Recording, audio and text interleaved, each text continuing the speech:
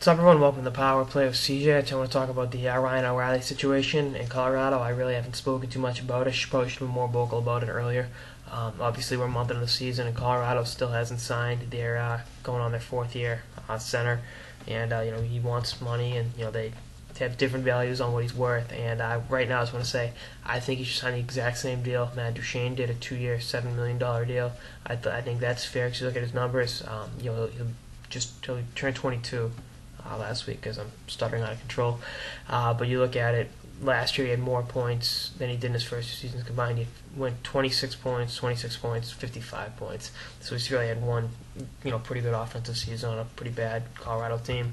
And he's grown with that team, grown into his role, expanded his game, made the team as an 18-year-old second-round pick back in 2009, and has shown, he belongs in the NHL. Showed he belonged in the NHL. He's obviously proven it 10 times over, but I think the situation's gone to the point where it's soured so badly that I don't think they can bring him back. I think they should trade him. I think so many teams need talented centers, so that's that's what they're looking at. He's a good defensive player. I think he's definitely one of those guys who's going to be better, who's been a better NHL player than he was in juniors, I should say, because playing for the area Otters doesn't give you too much opportunity. But I think he can definitely help a number of teams. I think New Jersey should kick the tires on him. I think they could use some help offensively, and they've got the young assets to make a deal.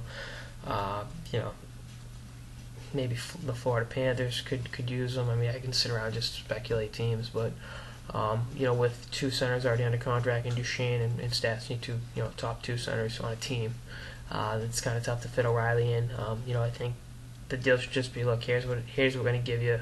Take it or leave it. He had 10 points in 12 games in the KHL, I think. So, I mean, he's a great player, but I just think this is drawn on too long.